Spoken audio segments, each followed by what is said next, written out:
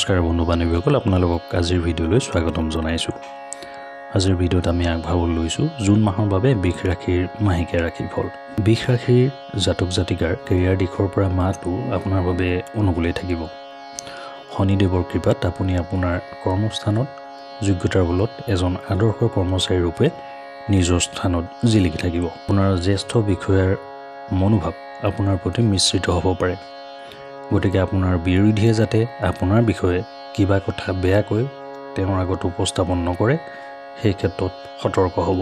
ধৰণৰ পৰিস্থিতিৰ সৃষ্টি হ'লে ততালিকে আপুনি আপোনাৰ স্থিতি স্পষ্ট কৰিব। শুক্ৰৰ প্ৰভাৱত আপুনি কঠোৰ পৰিশ্ৰমৰ বলতহে সফলতা লাভ কৰিব। ব্যৱসায়ীসকলে বিদেশী সম্পৰ্কৰে লাভ অৰ্জন কৰিব। আপুনি আপোনাৰ খঙৰ ওপৰত নিয়ন্ত্ৰণ ৰখাটো উচিত হ'ব। খঙৰ প্ৰভাৱত ব্যৱসায়ী লোকচান হ'ব পাৰে। অৱশ্যে মাহটোৰ মাজভাগৰ পৰা স্থিতি সন্তুলিত অৱস্থালৈ আহিব। আৰ্থিক দিশত যদি আমি চাবলৈ যাওঁ, তেতিয়াহ'লে মাহটো আপোনাৰ খুবেই ভালদৰে যাব। একাদশ ভাৱত ৰাহুৰ উপস্থিতি আপোনাৰ উপাৰ্জন বৃদ্ধি কৰাৰ যোগ সৃষ্টি কৰিব। আপুনি যি কামকেই নকৰক কিয় লাভ অৰ্জন নিশ্চয়কৈ হ'ব। অৱশ্যে দ্বাদশ ভাৱত মংগলৰ উপস্থিতিৰ বাবে খৰচৰ পৰিমাণ বৃদ্ধি হ'ব পাৰে। আনহাতে শনিৰ প্ৰভাৱত কিছুমান অপ্ৰয়োজনীয় খৰচ হ'ব পাৰে। 12 জুনৰ পাছৰ পৰা অলপ ধন সঞ্চয় কৰিবলৈ আপুনি সক্ষম নিশ্চয়কৈ হ'ব। ব্যৱসায়টো আপোনাৰ উন্নতিৰ যোগ আছে। বৃষ ৰাশিৰ বাবে জুন মাহটো প্ৰেমৰ ক্ষেত্ৰত উত্থান পতন দেখিবলৈ পোৱা যাব।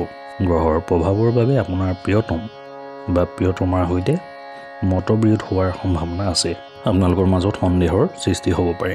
সন্দেহ এবাৰ মনত সোমাই গ'লে ইয়াক বাহিৰ কৰা বৰ টান, গতিকে এই সমস্যা আপোনাৰ মনত আহিবলৈ নিদিব।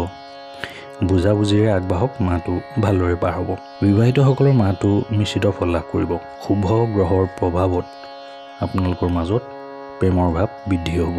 আনহাতে অন্য গ্ৰহৰ প্ৰভাৱৰ বাবে আপোনালোকৰ মাজত কাজিয়াৰো সৃষ্টি হ'ব পাৰে। অলপ বুজাবুজি আগবাঢ়িব।